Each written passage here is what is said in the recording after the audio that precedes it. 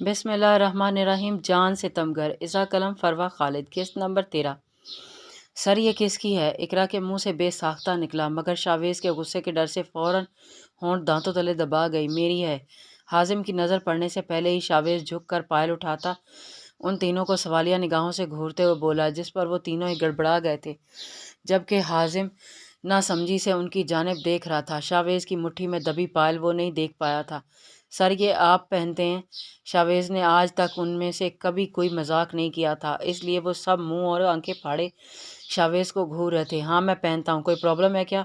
شاویز کی بات پر ان سب نے ایک ساتھ نفی میں سر ہلایا، جس پر شاویز ان سب کو آنکھیں دکھاتے وہاں سے ہٹ گیا تھا۔ وہ تیز قدموں سے اپنے روم کی جانب بڑھ رہا تھا جب اس کے کانوں میں نسوانی سسکیوں کی آواز گونجی تھی۔ قدم وہی منجمد ہوتے چہرے پر کراہتگی بکھیر گئے تھے۔ شاویز مٹھیاں بیچتا اس روم کی جانب پلٹا تھا جہاں وہ محترمہ زور و شور سے رونے میں مصروف تھیں۔ اسے رونے والے لوگوں سے سخت چڑ تھی۔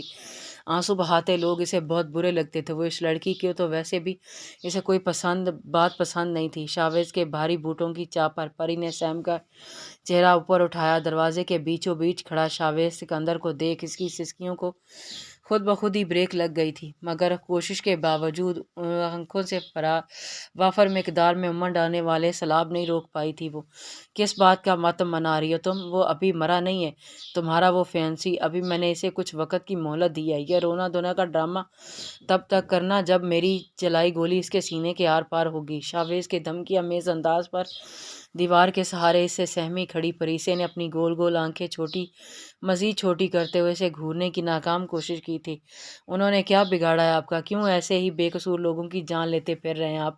خدا کا ذرا خوف نہیں ہے آپ کو؟ پریسے اس کی یہ اکڑ اور مغرورانہ انداز میں دی جانے والی دھمکی برداشت نہیں کر پائی تھی۔ سفیان اور باقی گھر والوں سے بچپن سے لے کر اب تک اسے بہت پیار دیا تھا، وہ بھلا کیسے ان کے بارے میں کچھ غلط سن پاتی جو اس کے لیے سب کچھ تھے؟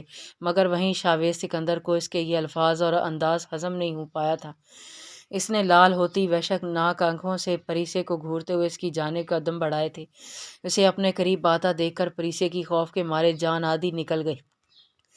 آج تک کسی میں اتنی جرأت نہیں ہوئی کہ وہ شاویز سکندر کا کچھ بگاڑ سکے، اور نہ ہی میرے سامنے کوئی الفاظ ادا کرنے کی ہمت کرے۔ میں تمہیں لاسٹ وارننگ دے رہا ہوں، آئندہ میرے سامنے ایسی بکواس کی تو دوبارہ کچھ بھی بولنے کے قابل نہیں چھوڑوں گا۔ شاویز اس کے قریب آتا انگلی اٹھا کر اسے وارن کرتے ہوئے بولا۔ پریسے نے ہرنی سی خوفزدہ آنکھیں اس کے چہرے پر گار رکھی تھیں۔ یہ شخص جتنی خوفناک آنکھیں نکال کر دیکھنے والوں کی جان نکال دیتا تھا، بظاہر اس سے کہیں زیادہ بہترین پرسنالٹی کا مالک تھا۔ پرنسس نے ہر وقت اسے سیاہ لباس میں ہی دیکھا تھا، اس وقت بھی وہ سیاہ قمیض شلوار میں ملبوس، سلیوز کو کوہنیوں تک فولڈ کیے، اپنی روب دار پرسنالٹی کے ساتھ اس وقت ماحول پر پوری طرح چھایا ہوا محسوس ہو رہا تھا۔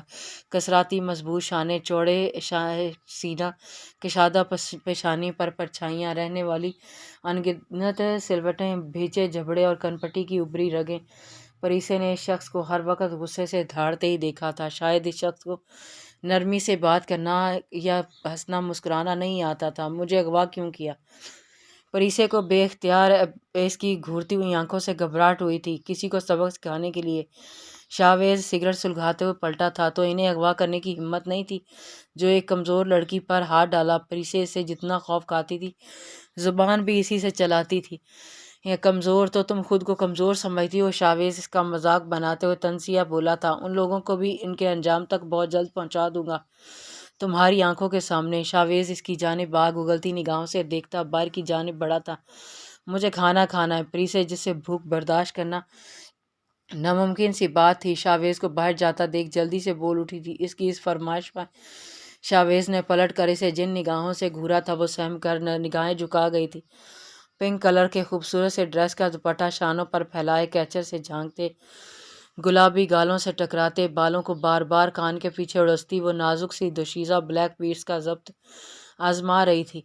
جو اپنے مزاج کے خلاف کسی کی بات سننا پسند نہیں کرتا تھا، وہ انجانے کیوں اس لڑکی کے اونٹ پٹانگ سوالوں کے جواب دیے جا رہا تھا۔ شاویز کو اپنے اس بنگلے میں بلیک کلر کے علاوہ کوئی کلر برداشت نہیں تھا، مگر یہ لڑکی بڑے دھڑلے سے یہ لباس پہنے ہوئے تھی۔ وہ سامنے پڑا تو ہے کھا لو، شاویز کہتے واپس جانے لگا تھا۔ نہیں، یہ بہت سپائسی ہے، ایک نوالے سے ہی میرا منہ جلنے لگ گیا تھا۔ مجھے یہ کھانا نہیں کھانا، کوئی اور بنوا کر دیں۔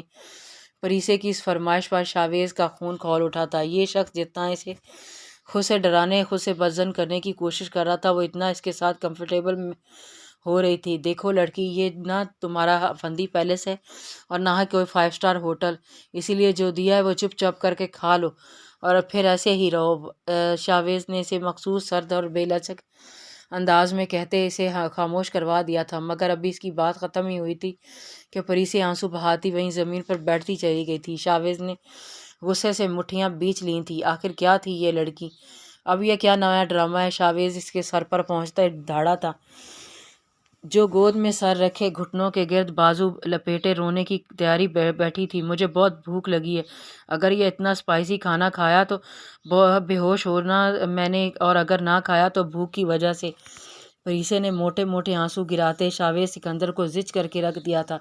اسے آنسو جتنے برے لگتے تھے، یہ لڑکی اتنے ہی آنسو بہانے کی شوقین تھی۔ خیر، بے ہوش تو تم بغیر کسی ریزن کے بھی ہو سکتی ہو، یہ بتانے والی کوئی نئی بات نہیں ہے۔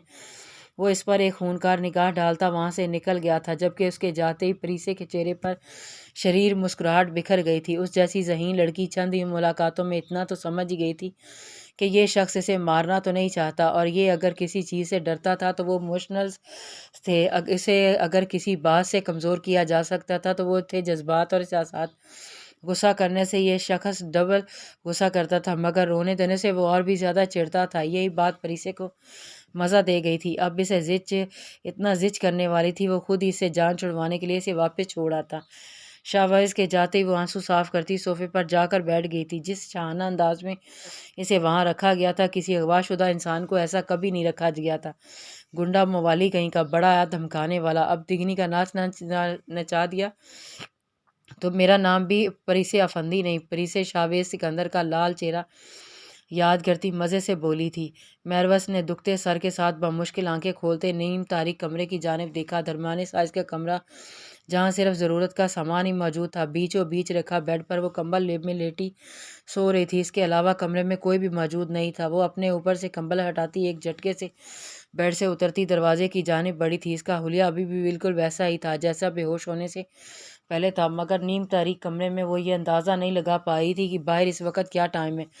مگر روم کا دروازہ کھول کر باہر نکلتے اس کے 14 طبق روشن ہو چکے تھے۔ وہ اتنے ٹائم تک بے ہوش رہی تھی، باہر پورا دن پوری طرح سے نکل آیا تھا۔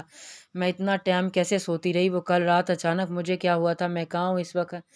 میروس کا دماغ بالکل معاف ہو چکا تھا۔ کل وہ ہمدان کے ساتھ تھی اور اب یہاں اس طرح کہیں نے مجھ پر شک تو نہیں ہو گیا؟ رات کو کیا ہوا تھا مجھے کچھ یاد کیوں نہیں آ رہا؟ لیکن اگر ایس پی صاحب کو مجھ پر ذرا سا بھی شک پڑتا تو میں اس وقت اس شاہانہ فلیٹ میں نہیں، ان کے لاک اپ میں کھڑی ہوتی۔ میروس ارد گرد کا جائزہ لیتی وہاں کسی ذی روح کو متلاشی تھی، جب اچانک اس کی سماعت میں کسی کے قدموں کی آہٹ سنائی دی تھی۔ وہ جھٹکے سے پیچھے پلٹی تھی، جہاں ایک پولیس یونیفارم میں ملبوس لیڈی نظر آئی تھی۔ اسے میڈم آپ اٹھ گئیں، آپ کی طبیعت ٹھیک ہے؟ آپ کل رات اچانک بے ہوش ہو گئی تھی، آپ کا کوئی ایڈریس وغیرہ بھی نہیں تھا، آپ ہمارے پاس تو سر کو یہاں لے آئے تھے آپ کی تنہائی کے خیال سے، انہوں نے مجھے بھی بلوا لیا تھا، میں کل رات یہاں موجود ہوں ہمدان کے ساتھ۔ چہرے پوری رات اکیلے ہونے کے خیال سے ہی میروس کا رنگ پھک ہوا تھا، جسے دیکھتے اس پولیس لیڈی نے فوراً وضاحت دی تھی، بہت شکریہ مگر اب مجھے جانا ہے، میرے گھر والے پریشان ہو رہے ہوں گے۔ میروس فوراً پلٹی، I am so sorry madam, مگر سر کی اجازت کے بغیر آپ کہیں نہیں جا سکتی۔ وہ جیسے ہی اٹھتے ہیں آپ ان سے پوچھ کر چلی جائیے گا، وہ پولیس والی نہایت دھیمے لہجے میں بولتی میروس کے قدم وہیں روک گئی تھی۔ ایس پی صاحب کب اٹھیں گے؟ میروس دانت پیس کر بولی، وہ 4 بجے سوئے ہیں، 1-2 گھنٹے تک اٹھ جائیں گے، اتنی دیر میں آپ کے لیے ناشتہ بنوا دیتی ہوں۔ وہ میروس کو اپنے مخصوص نرم انداز میں جواب دیتی وہ اندر کی جانب بڑھ گئی تھی۔ میں کیا کروں؟ کیسے نکلوں یہاں سے؟ میروس کو اپنے ارد گرد خطرے کی گھنٹیاں بجتی ہوئی محسوس ہو رہی تھی۔ وہ جلدی سے آس پاس دیکھتی باہر والے دروازے کی جانب بڑھی تھی، جس کا لاک دیکھ کر وہ مزید خوف کا شکار ہوئی تھی۔ اب یہ کیز کہاں ہوں گی؟ میروس واپس پلٹتی جلدی سے ڈرائنگ روم میں دیکھنے لگی۔ ڈرائنگ روم کے ساتھ ساتھ اس نے ارد گرد کے سارے کمرے چھان مارے تھے، مگر کیز کہیں نہیں ملی تھی۔ اب صرف ایک ہمدان کا روم بچا تھا، جہاں اس پولیس والی نے اس کے سوئے ہونے کا پتہ بتلایا تھا۔ میروس وہاں کسی قیمت پر بھی نہیں جانا چاہتی تھی، مگر اس کے سوائے اور کوئی چارہ نہیں تھا اس کے پاس۔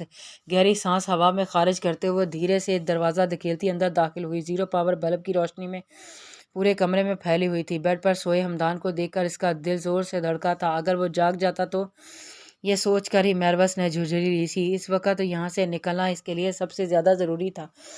وہ دبے پیر چلتی ہوئی ہمدان کے بیڈ کے قریب آئی تھی۔ وہ بنا شرٹ کے اوندے منہ سویا تکیہ سینے سے لپیٹے گہری نیند میں تھا۔ اس کی جانب ایک نظر دیکھ کر بھی میروس لال ہوئی تھی۔ فون پر اس کے سامنے وہ جتنی دیدہ دلیری اور بے باکی کا مظاہرہ کرتی تھی، اس وقت اس کے ساتھ ایک ہی کمرے میں تنہائی کے خیال سے اس کے پورے وجود میں لرزش شروع ہو چکی تھی۔ دور دور تک اسے کہیں بھی ٹیبل پر اور آس پاس کیز کا نام و نشان نہیں نظر آیا تھا۔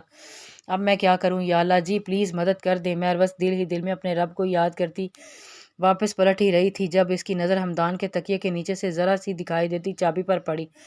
اس کا چہرہ لمحے بھر کے لیے کھل اٹھا تھا، مگر ایس پی ہمدان کے قریب جانا میروس کے لیے کسی امتحان سے کم نہیں تھا۔ اس شخص کی خوشبو اس کی کمزوری تھی۔ وہ خود میں ہمت منجمد کرتی، دانتوں کو دانتوں پر چڑھائے خود کو مضبوط ظاہر کرتی اس کے قریب گئی تھی۔ وہ بیڈ کے ساتھ نیچے بیٹھتے اس نے اپنے کپکپاتے ہاتھ بڑھا کر اس تکیے کے نیچے سے پڑی چابی کو چھوا تھا، جو بنا کسی مزاحمت کے ایک ہلکے سے جھٹکے سے باہر آ گئی تھی۔ میروس کا چہرہ اس وقت ہمدان کے بہت قریب تھا۔ میروس نے لرزتی پلکیں اٹھا کر اس کی جانب دیکھا تھا۔ وہ پھر جیسے ہی نگاہیں پلٹنا بھول گئی تھیں۔ مغرور نقوش سوتے ہوئے بھی ایسے تنے ہوئے تھے جیسے خواب میں بھی اسے ہی دیکھ رہا تھا۔ کھڑی مغرور ناک پر غصہ نیند میں بھی سوار تھا۔ احمری لب سختی سے بھیچے ہوئے تھے، اوندے منہ سونے کی وجہ سے سیاہ بال کشادہ پیشانی پر بکھرے ہوئے تھے۔ میروس کتنے ہی لمحے سانس روکے اسے دیکھتی رہی۔ یہاں سے اٹھنے کا اس کا بالکل بھی دل نہیں چاہ رہا تھا، مگر اس کے شخص کے قریب اس کے لیے کوئی جگہ نہیں تھی۔ آنکھوں میں امڑتی آتی نمی کو پیچھے دھکیلتی وہ جلدی سے اس کے قریب سے اٹھتی روم سے نکلتی چلی گئی۔ اس کے جاتے ہی ہمدان نے آنکھیں کھولتے زہر خند نگاہوں سے دروازے کی جانب دیکھا، جہاں سے وہ ابھی کچھ دیر پہلے نکلی تھی، اس بات سے انجان کہ یہ کیز اس نے خود نہیں ڈھونڈی تھی بلکہ ایس پی ہمدان نے جان بوجھ کر اس کے سامنے پیش کی تھی۔ بہت شاطر بنتے ہو نا تم لوگ، اب میں تم لوگوں کے ساتھ تمہارے انداز میں ہی کھیل کھیلوں گا۔